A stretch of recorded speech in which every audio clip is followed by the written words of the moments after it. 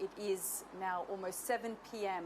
local time, and the beast there, as you can see, is making its way alongside the convoy to the Qasr Al Watan in Abu Dhabi, in what has been a historic and momentous few days here in the Middle East, across the Gulf Arab states. He started off in Riyadh in Saudi Arabia, where he gave a speech about the changing nature of the Middle East, the opportunities that this region is now presented with. And he really put the Gulf Arab states at the center of that. Mohammed bin Salman, the Crown Prince of Saudi Arabia, was praised by Donald Trump as being a transformational leader. He then made his way to Doha, the capital of Qatar, where he was given a lavish welcome by the Emir of Qatar. A number of deals signed, big deals, big investments, trillions of dollars in investments in weapons sales and technology. And then after addressing US troops at the Al Udeid military base just on the outskirts of Doha, he traveled to Abu Dhabi, and you can just see there images of President Donald Trump arriving at the Qasr Al Watan, the palace of the nation in the beast. Let's see if we can have a little listen in to see if we can hear anything.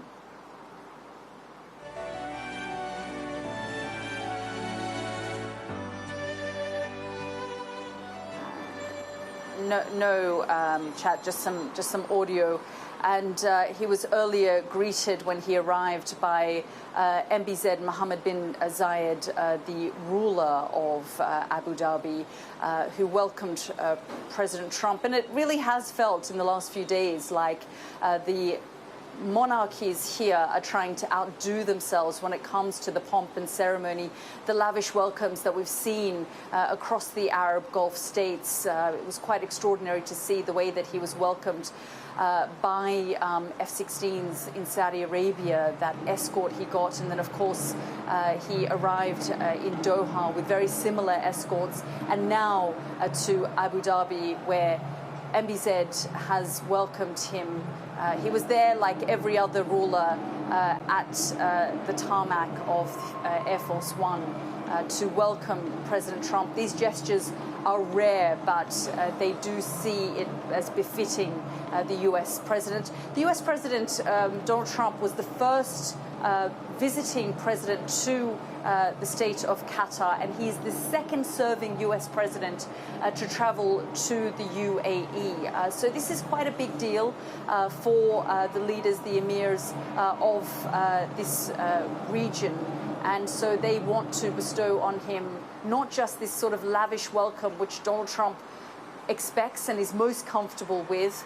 We've been talking a lot about the transactional nature of these relationships, but that is exactly where Donald Trump is most comfortable, to have a transactional approach to the Middle East. It also feels very much like an America First approach, very much at the heart of the Trump administration, that they want to put America first. So if you prioritize the United States and offer them large sums of cash, Washington will pay attention and is open to business. Let's have another listen in to what is happening there in Abu Dhabi.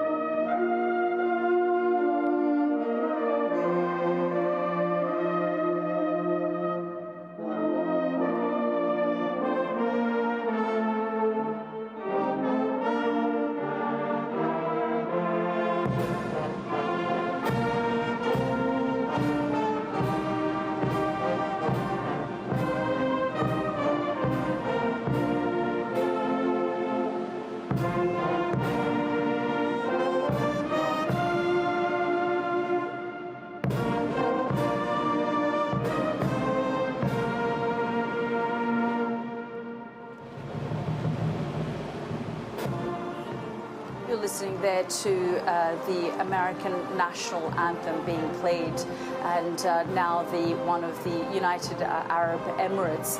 It was quite something to see Donald Trump being welcomed in Riyadh, in the capital of Saudi Arabia, with the YMCA anthem, something that Donald Trump plays in many of his MAGA rallies. And the speech he gave in Riyadh was really considered quite a historic speech, where he touched on the geopolitics here of the region. While we know and we knew that the conversations around this week would be about economics, would be about technology and investments, that it would be around big deals. And he brought the top CEOs from the United States to meet the CEOs of this region and to strike big deals. Obviously, geopolitics is also at the heart of many of the conversations here in the Middle East. And while Donald Trump has spoken about the changing nature of this region, he's also spoken about the fact that he sees opportunities in this region, and that it should no longer be a region that is known for conflict and turmoil. But of course, the situation in Gaza has in some ways overshadowed this trip as well. Every day this week, we have seen dozens of people killed as a result of airstrikes by Israel. And behind closed doors, there is no doubt whether he was in Riyadh with Mohammed bin Salman, or with the Emir of Qatar, or here with MBZ in Abu Dhabi, that there will be talk about the situation in Gaza. And Donald Trump, earlier today, when he was at the Al Udeid military base on the outskirts of Doha, talked a little bit about Gaza. He said that he wanted to see Gaza being taken by the United States and turned into a freedom zone. So no doubt those conversations were being had behind closed doors with the Qatari Emir. And don't forget, it was here in Qatar that, with the help of the state of Qatar, the Israelis and Hamas, alongside the United States and Egypt, helped broker a deal between the two sides where a ceasefire was signed. And there is now talk of potential ceasefire being resurrected. But you're looking there at live images of the US President Donald Trump with the leader of Abu Dhabi, Mohammed bin Zayed, where he has been officially welcomed. He was welcomed earlier in the day, and each of these states have tried to give their own flavor, in some ways trying to almost outdo each other when it comes to the pomp and the ceremony, the luxury, the lavish welcome that we have seen in these three states, in these Arab monarchies, where there is frankly so much money, and it really has been about money, money, money, and big deals, big investments, big transactions. And we've seen state dinners being offered to the US president in all three of these places. And tonight he is not only there with the ruler of Abu Dhabi, MBZ, but he will also be going to a lavish state banquet as well. So Donald Trump bringing to an end his Middle East tour, his first foreign diplomatic tour. We saw him at the Pope's funeral just a few weeks ago, but this was on the cards as his first foreign diplomatic tour. And it really is sending a strong signal, not just to the United States, to his base, to the American people. Donald Trump is often looking for these headlines with these big deals, with these big transactions, to show that he is bringing money back into the United States. Whether many of these trillions of dollars worth of deals actually are delivered is besides the point for Donald Trump. For him, he wants to show that he is securing something for the American people. And for these Gulf Arab monarchies, they want to show that they are among Donald Trump's most important partners. Noticeably, Israel is not on the cards for Donald Trump to visit, and we have talked a little bit about Gaza. Now, I just want to take your attention and shift it a little bit more towards the situation in Gaza, because I've spoken today with Dr. Bassem Naim. He's a senior Hamas official based here in Doha, and he told me the group was in direct talks with the United States and insisted Mr. Trump has the ability to end the war. let's just move away from these images coming out of Abu Dhabi, and you can see there Donald Trump meeting with some of his cabinet leaders. In fact, he's currently with Steve Witkoff, and Steve Witkoff has become more or less the de facto Secretary of State for Donald Trump. He's been zipping around, whether it's the Iran nuclear deal, whether it's the ceasefire in Gaza between Hamas and Israel, or whether it is talks between Ukraine and Russia. We've seen him make a number of trips to the Kremlin as well. Some of his officials there meeting alongside Donald Trump and MBZ, and I believe that is Stephen Miller, a key advisor to Donald Trump. But like I said, I've been speaking today with one of the leaders, officials here in Doha of Hamas, and he said that they are in direct talks with the United States and that President Trump has the ability to bring the bloodshed to an end in Gaza. Let's just have a listen.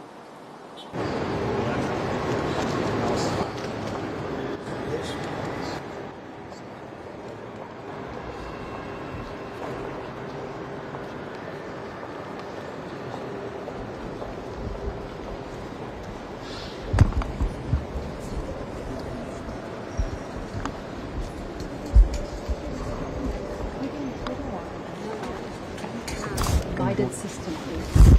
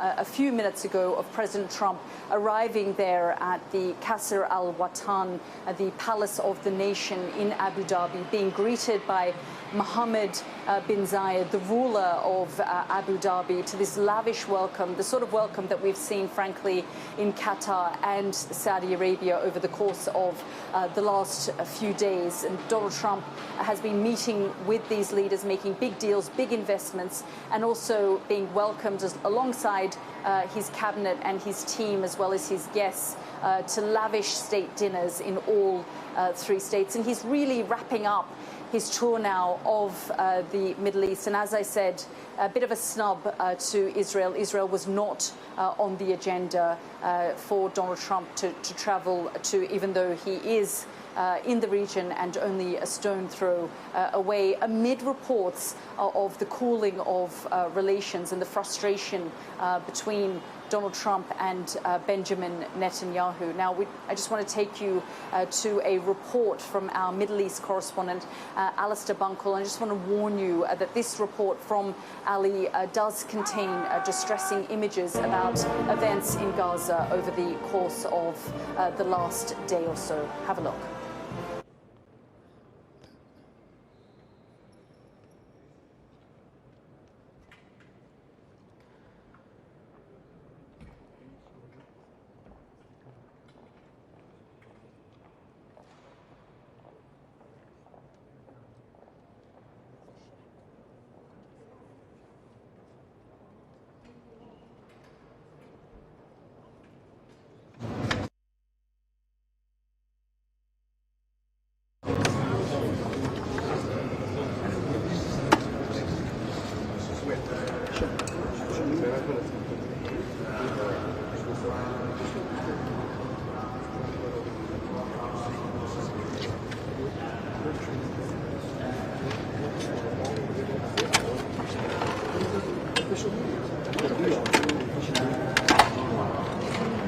You're closing it?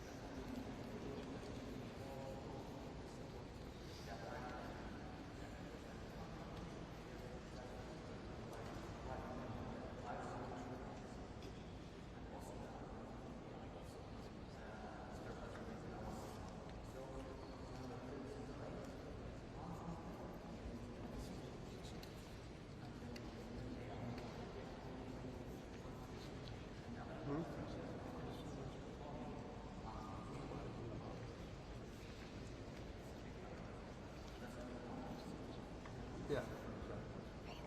Thank you. Yeah. Thank you. Sir, Thank you. we're supposed to be here.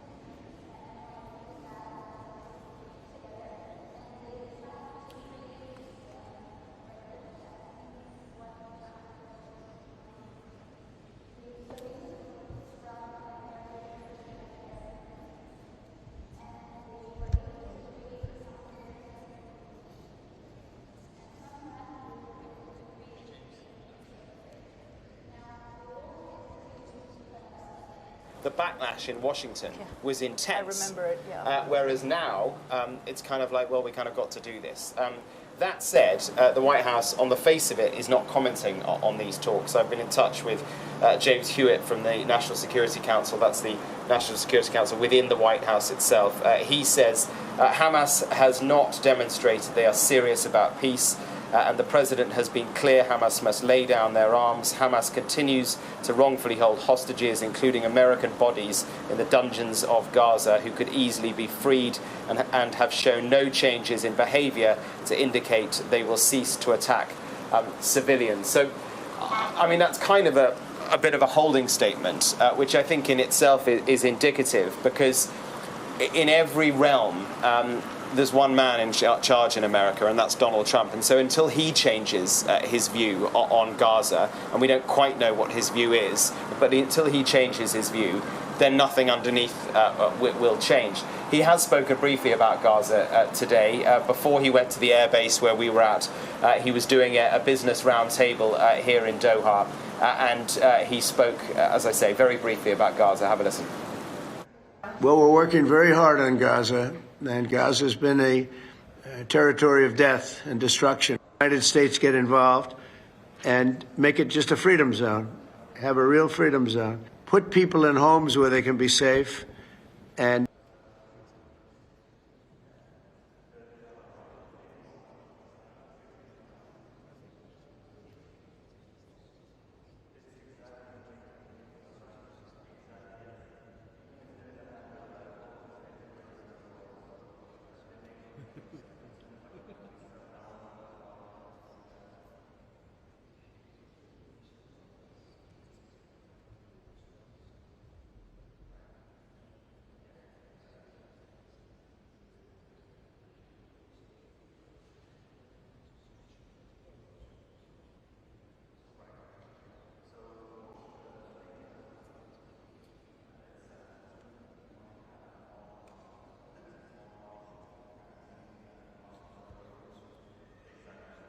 saying that Donald Trump's not best pleased with Benjamin Netanyahu now, so perhaps Hamas think that they can, get something out of that. Yeah, absolutely. Mark, thank you so much, and we will be talking to you again throughout the evening.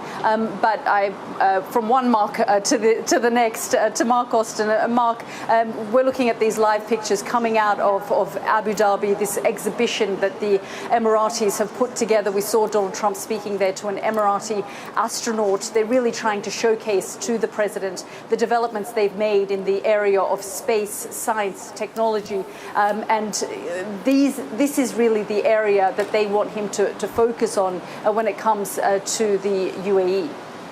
Yeah, absolutely. And Yalda, we'll be back with you as and when President Trump has something to say. But there is other news this evening, and that is that President Zelensky is in Turkey for peace talks with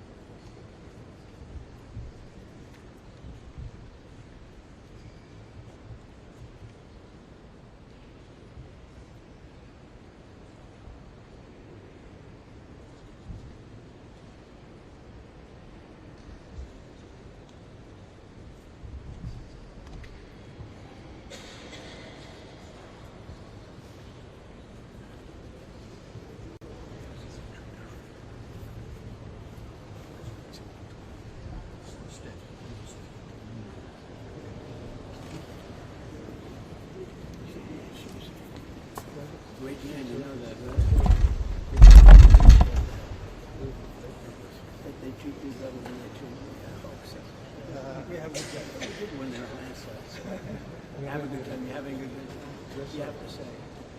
Amazing. I hope you enjoyed it. It's an amazing culture.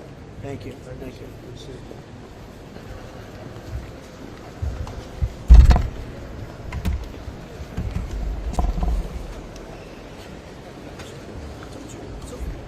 okay.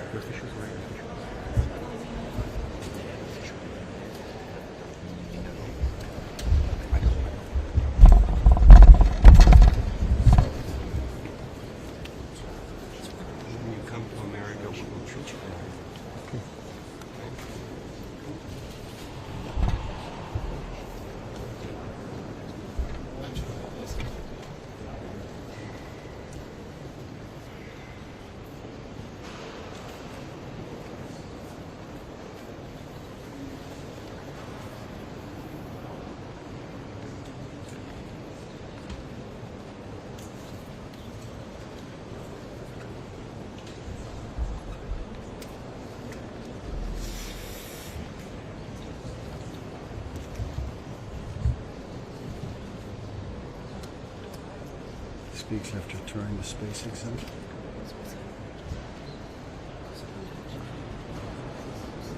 Speaks after touring the space exhibit.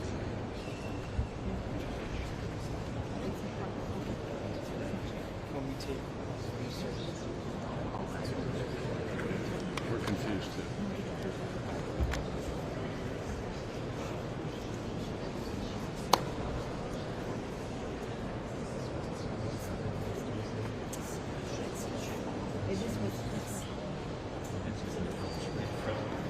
In the brown?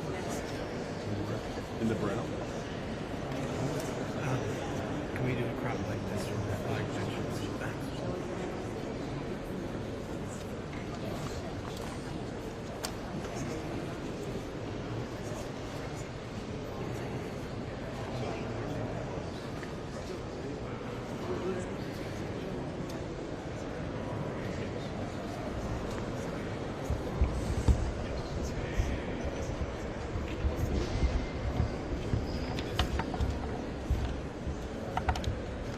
Ask one of our friends.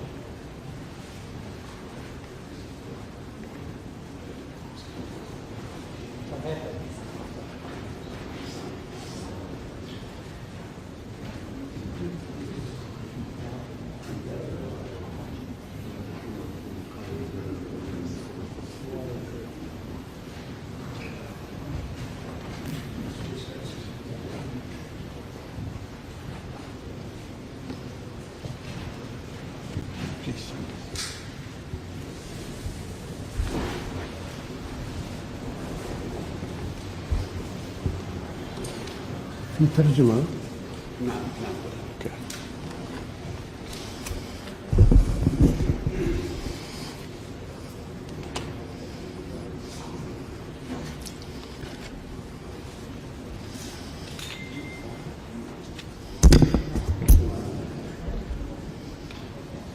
أرحب بكم فخامة الرئيس في دولة الإمارات وسعيد باللقاء معكم مجددا بعد لقائنا في فلوريدا العام الماضي وأثمن هذه الزيارة كما أثمن ما عبرتم عنه من توجهات إيجابية تجاه العلاقات مع دولة الإمارات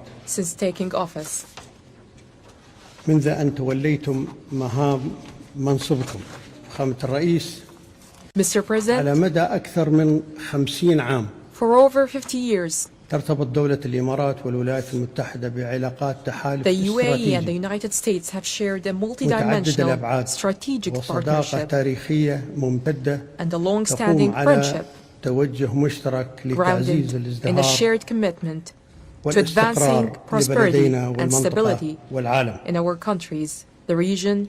وخلال هذه العقود كانت دولة الإمارات شريكا موثوقا للولايات المتحدة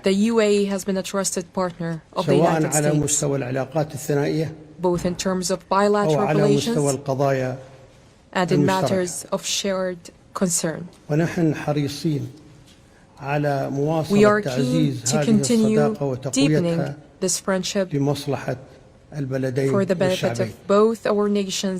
ووجودكم هنا اليوم فخامة الرئيس يؤكد أن هذا الحرص متبادل. العلاقات الدبلوماسية بين دولتنا أقيمت سنة 1971 لكن التواصل بين الشعبين يعود إلى ما قبل ذلك. هناك طبيبان أتوا كمبشرين من الكنيسة في كاليفورنيا. أسماءهم محفورة في ذاكرة دولة الإمارات.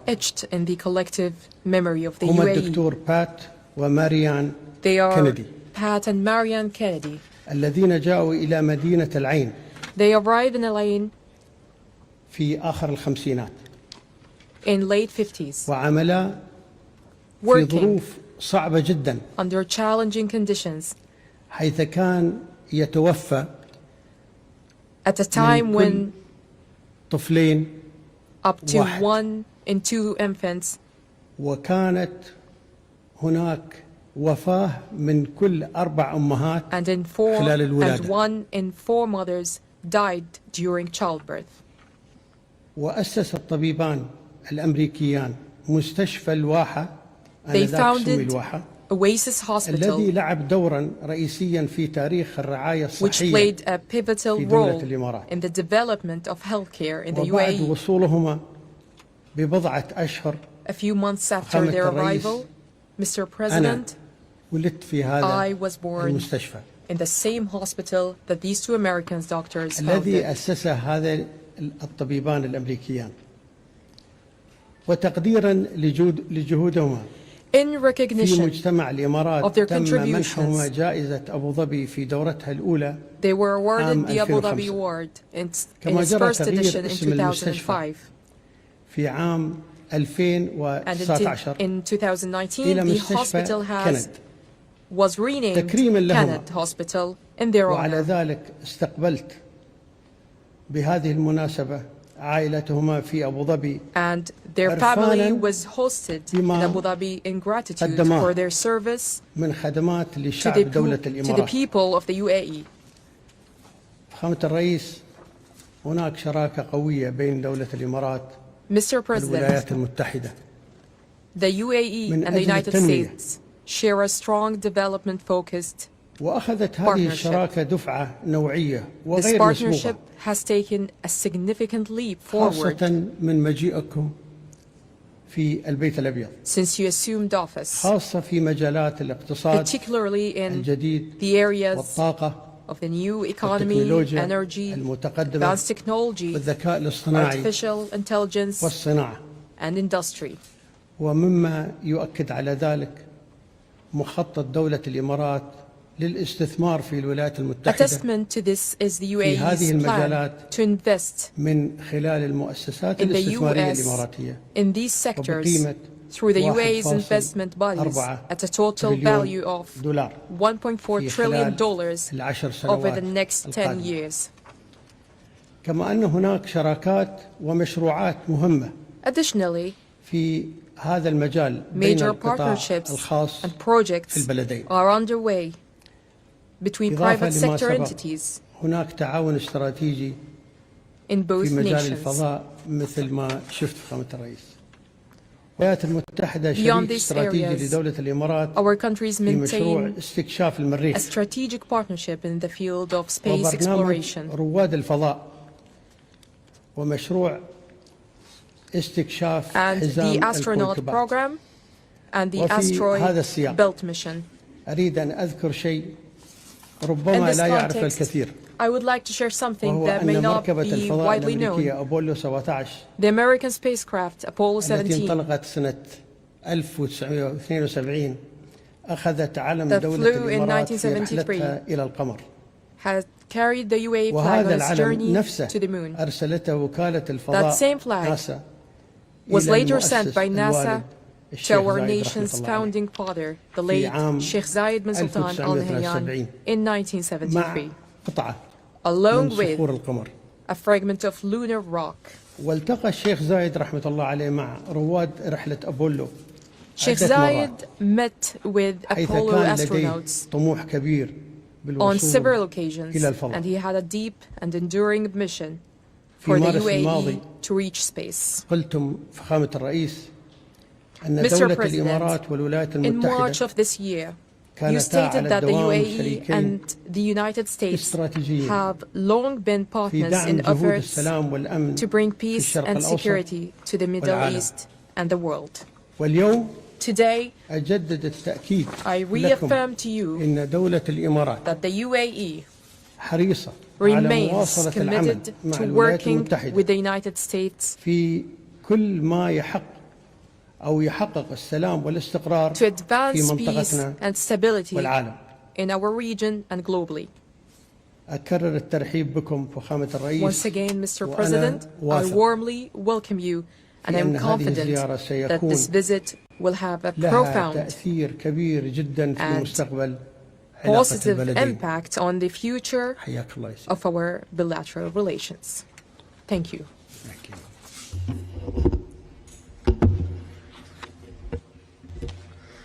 Well, I'd like to thank you, Your Highness.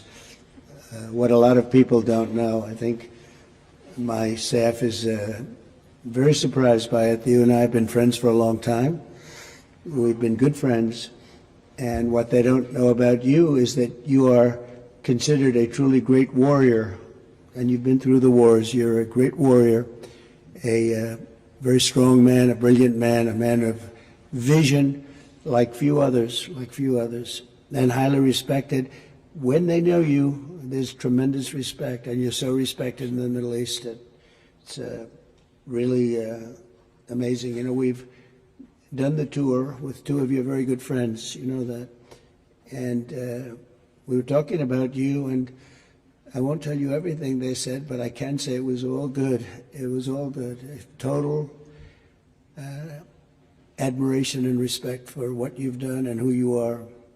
And they said, when he gives you a handshake, when he makes a deal, that's the deal.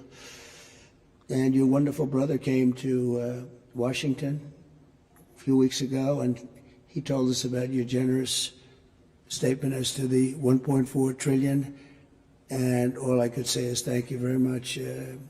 We will work very hard to deserve it.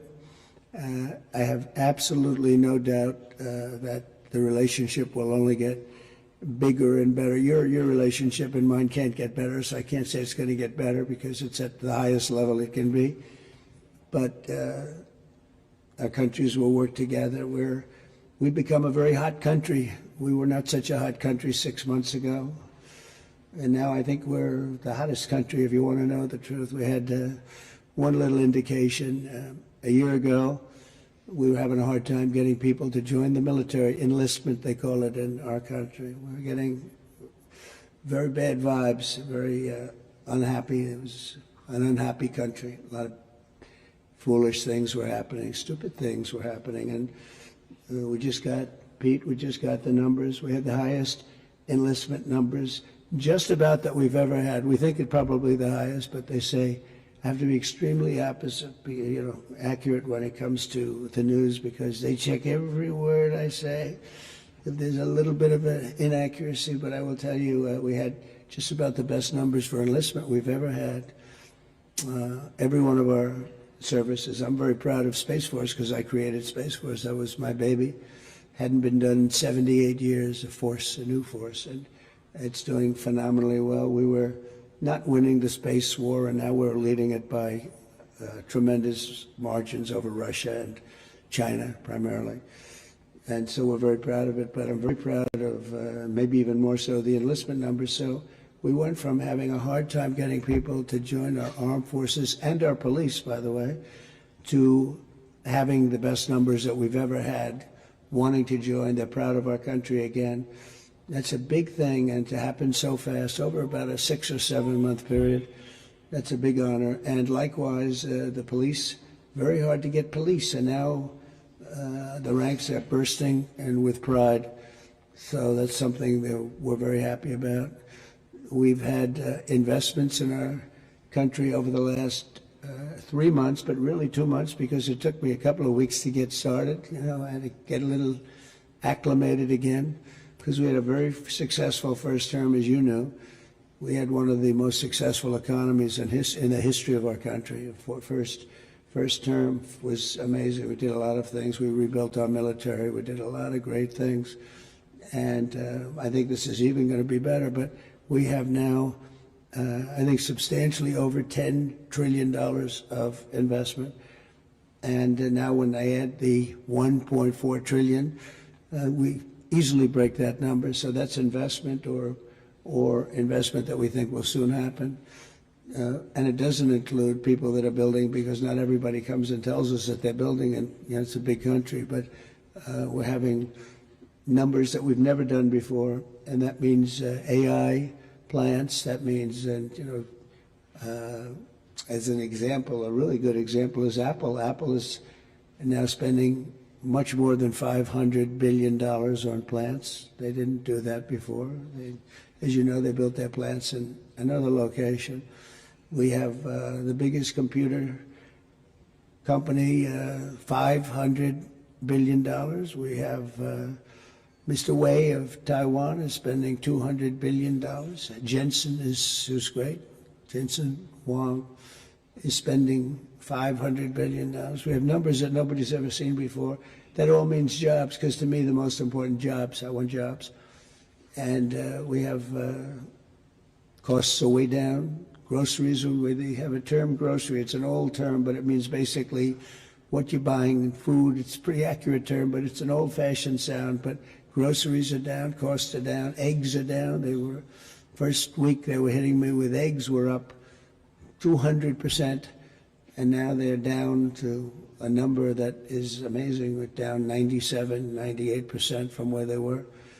And everybody, they said, you won't have eggs for Easter. Well, we had everybody had eggs for Easter at a very reasonable price. At the White House, we had our little Easter egg roll, and we had hundreds of thousands of eggs purchased. They said, you have to go out and buy plastic eggs. That didn't work out. So we've done a real job, and our energy costs are way down. The energy is way down, gasoline is down, and we have almost no inflation. So we've got the economy back. We've got a border now that's very powerful, 99.9%, and nobody would have believed that was possible. It was a real mess. We had, frankly, an incompetent previous administration. I know you weren't thrilled with them. They abandoned people, and it wasn't that they abandoned. They didn't bother to call people back. They treated people with great disrespect, but part of it was a level of stupidity that we've never seen before. And I'm glad we arrived, and I know you people also woo you. You know, you're an amazing country. You're a rich country. You can have your choice, but I know you'll never leave my side. I know that. And you know the special relationship that we have and our country has. So our country's back with you, and our country's back in a lot of ways. We have a country with tremendous spirit right now, tremendous. I haven't seen anything like it. I would say this, we're far ahead of schedule. If you would have told me these numbers in a year and a half from now, I would have been very happy with them. But think that substantially more than $10 trillion, you'll have numbers of other presidents where they won't do $1 trillion in a long time, $1 trillion. We did it in 2 months because, again, you figure 3, but let me have 1 month of fixing up the Oval Office, in other words, getting things ready. And I look forward to having you in the White House. We'll celebrate together. But we are going to be your friend, and we're going to be your partner, and we really appreciate your confidence and an investment. That's your biggest investment that you've ever made, and we really appreciate it, and we're going to treat you very, as you should be, magnificently. And you're a magnificent man, and it's an honor to be with you. My honor, Mr. President. Thank you very much. Thank you. شكرا شباب. دخل وسام. نستأذن سموكم بالبدء. Your Highness, Your Excellencies, distinguished guests, in recognition of President Donald Trump's exceptional efforts to strengthen the long-standing ties of friendship and strategic partnership between the United Arab Emirates and United States of America, I am honored to announce that His Highness Sheikh Mohammed bin Zayed Al Nahyan bestows the Order of Zayed upon President Trump.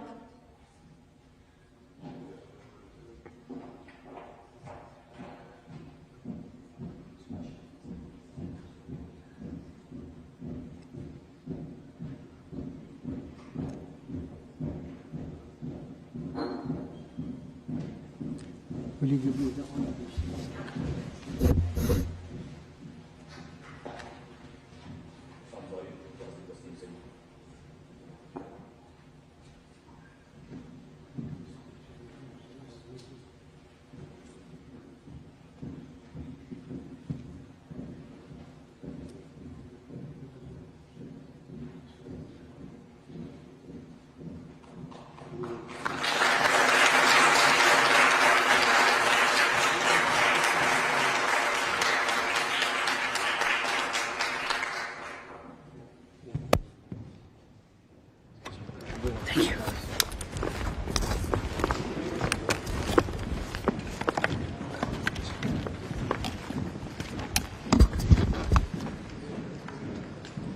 Excuse me, everyone, please.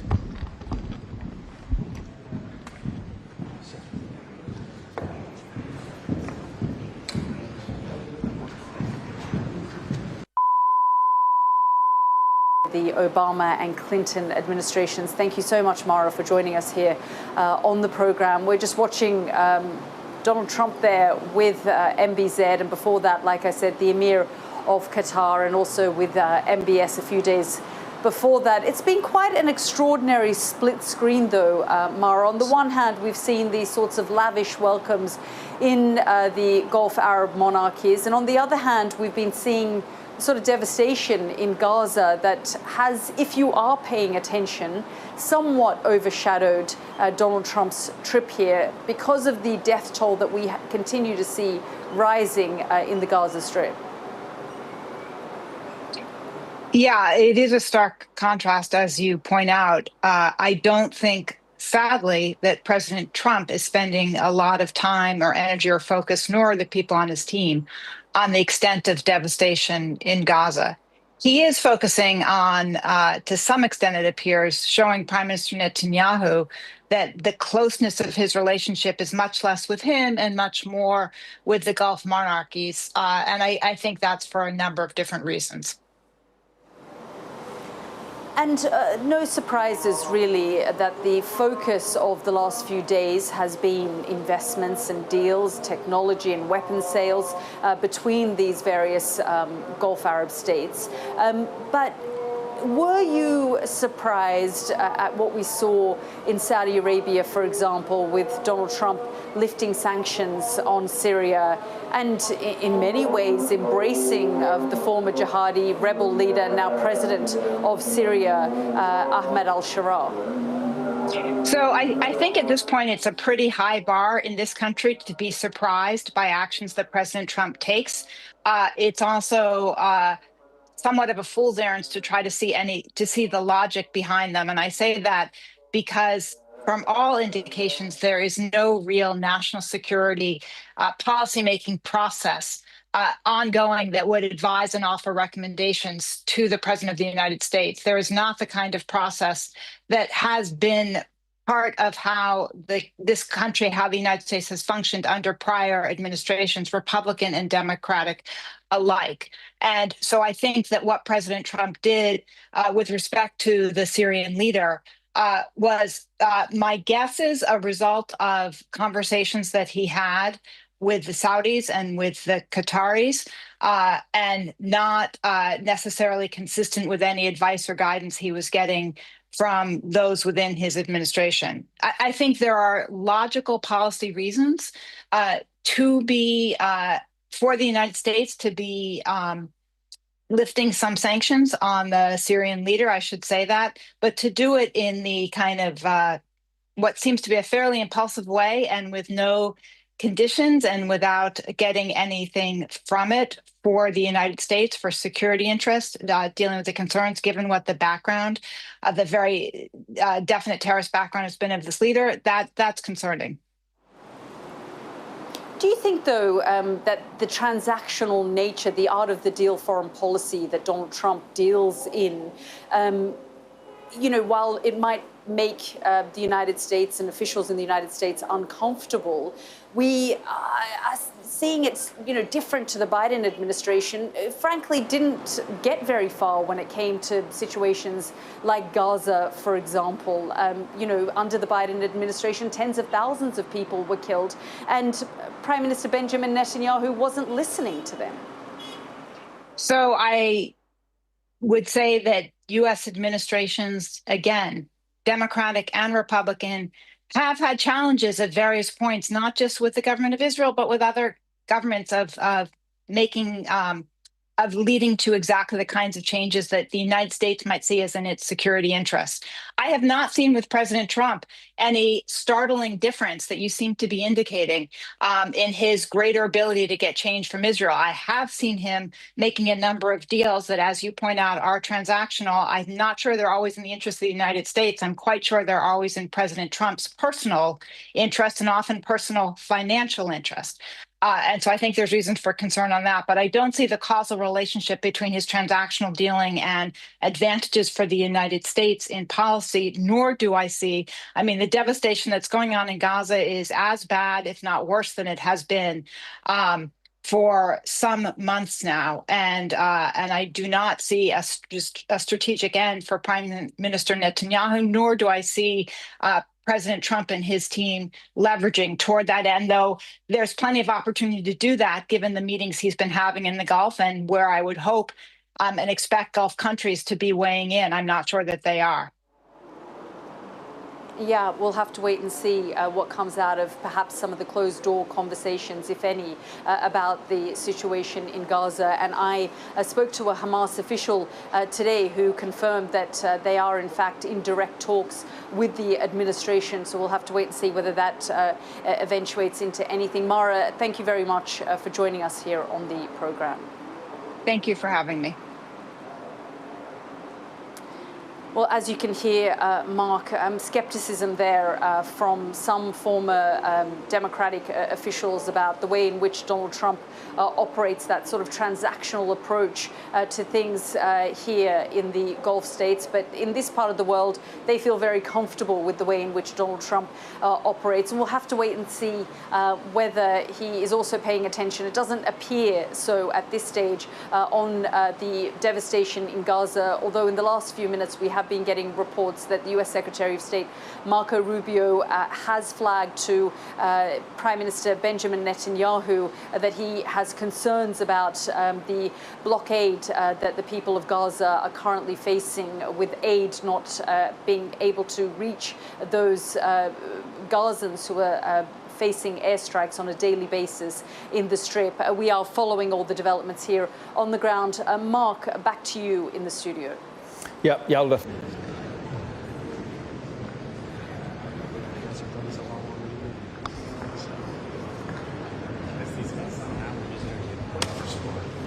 Right, this is an energy drink at this point. It's just a pure energy.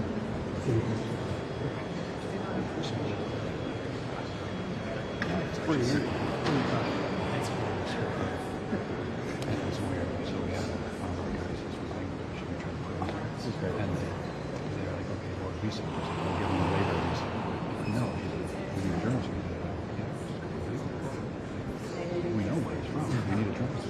But it can't be a journalist. He's the nicest guy. Super professional. He's really the best.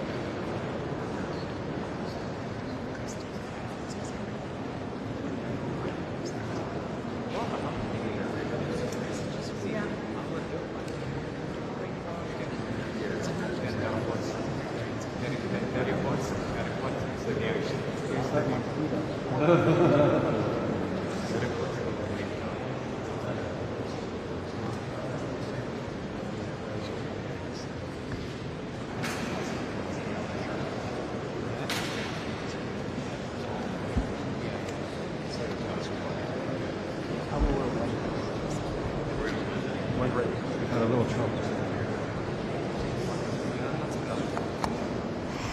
You great.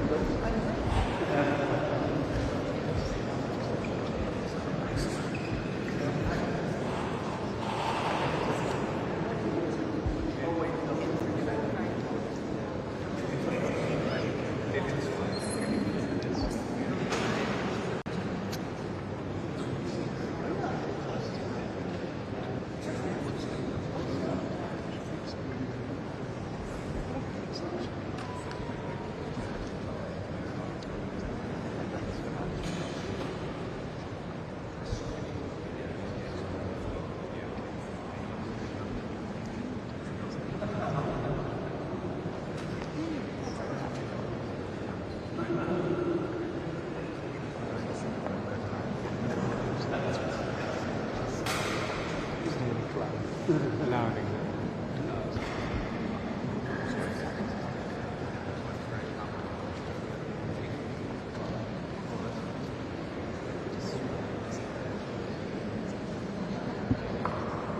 honestly, I don't think it's going to lead to that just because of the structure and how this is all played out.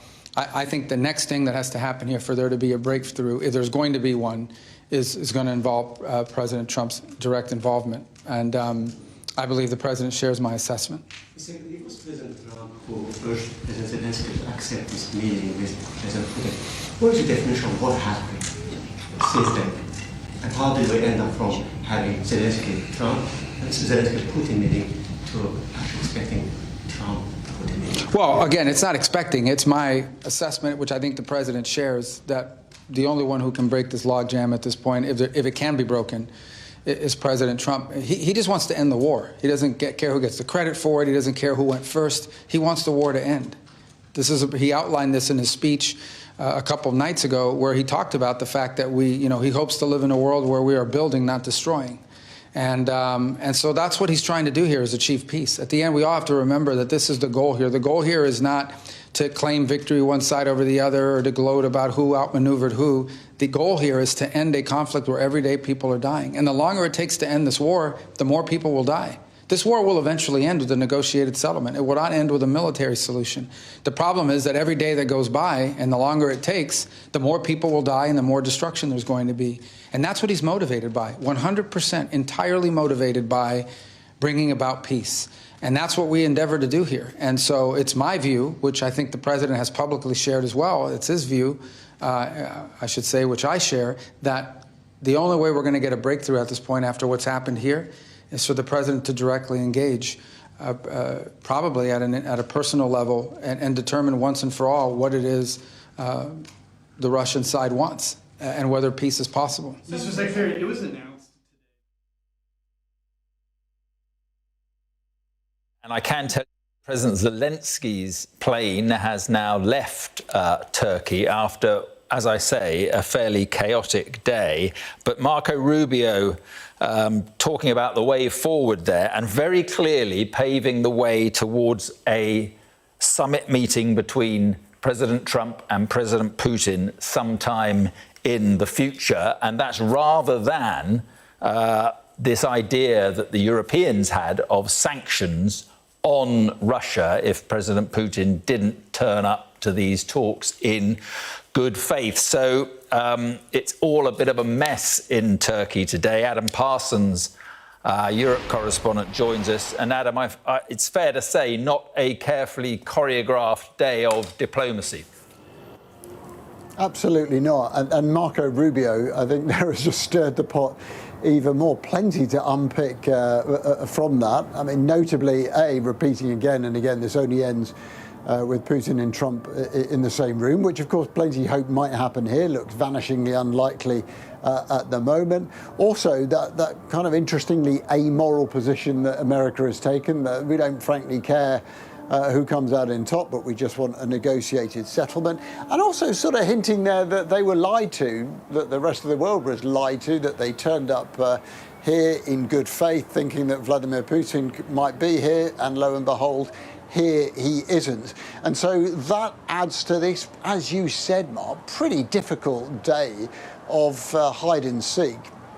We had Team Ukraine up in Ankara, led by Volodymyr Zelensky, of course, and his fairly high-powered backroom group that he brought with him, a group of ministers, senior diplomats. Well, they were there with President Erdogan, a man who manages to be friends with Zelensky and Putin at the same time. Meanwhile, there was a fairly sort of Division 2 group down here in Istanbul from Russia, but these are people who then rather angrily denied that they were, in fact, the B team and said, no, we are here authorized to talk on behalf of Russia and to continue negotiations that they say go back to 2022. And that is the last time that the Russians and the Ukrainians sat together across the table and tried to talk about a way to settle this conflict. So it is years now. And then this spectre of the Americans, who've been talked about a lot here today without ever being seen. We've been waiting for for Marco Rubio or Steve Witkoff, this new Uber diplomat from a property mogul who's a golfing buddy of Donald Trump and is now his travelling envoy. And nothing has really happened, let's be honest. We're no further towards a ceasefire than we were this morning. It may well be, however, that those Russian and Ukrainian delegations do sit down, either late tonight, probably more likely tomorrow morning, and start talking about something. At least that would be a form of progress. But are we paving the way to a Trump-Putin summit? I guess we are. But also, what did...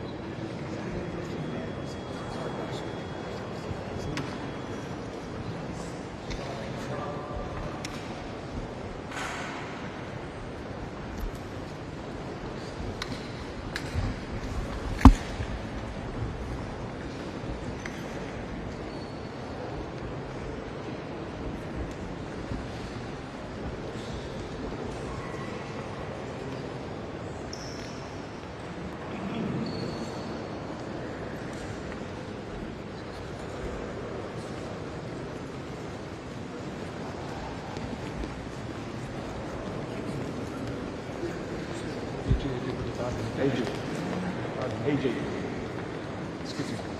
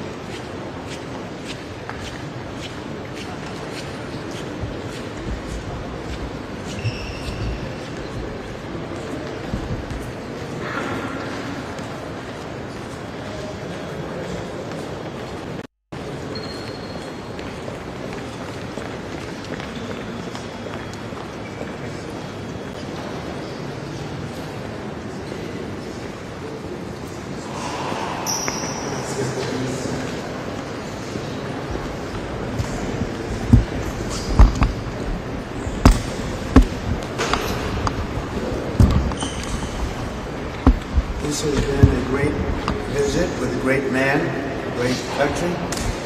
And you see what's going on, a tremendous investment in our country. And the development you just looked at, AI Plus, is going to be purchased through mostly companies based in the United States. And Jensen was here and the whole group, and I think it's going to be something very special. It's a massive project, and it's going to be brought through the United States largely. And it's an honor to be here. And the last 4 days have been really amazing. I think they've been amazing. But it shows you where our country can go. And I want to thank all of my team, Howard, Scott, everybody. They've done an amazing job. So we'll be leaving tomorrow, as you know. Almost destination unknown, because we're getting calls, could you be here, could you be there? But probably going back to Washington, D.C. tomorrow. Some of you are going to be traveling with us. And I'm going to sign the guest book now, and we appreciate you've treated us, the media's treated us very fairly. Maybe because you're with me, I don't know, but they've treated us very fairly. It's been an amazing trip. I don't think there's ever been anything like it. And it's a great honor to be with you tonight. It's my honor. Thank you.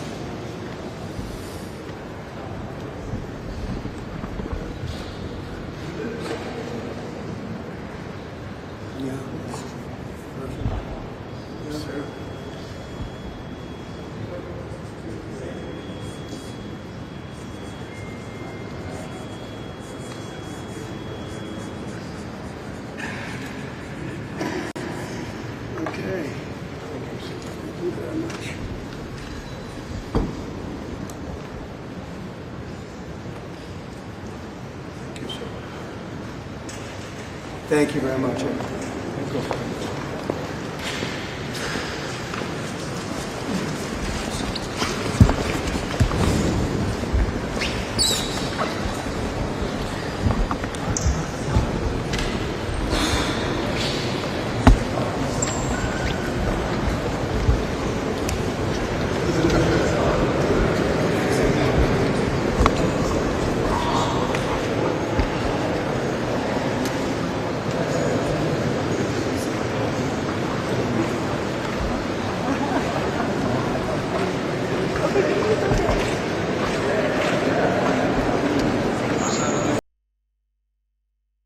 Amazing. I think they've been amazing.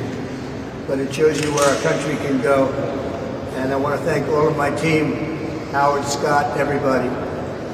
They've done an amazing job. So we'll be leaving tomorrow, as you know. Almost destination unknown, because we're getting calls, could you be here, could you be there? But probably going back to Washington, D.C. tomorrow. Some of you are going to be traveling with us. And I'm going to sign the guest book now, and we appreciate you've treated us, the media's treated us very fairly. Maybe because you're with me, I don't know, but they've treated us very fairly. It's been an amazing trip. I don't think there's ever been anything like it.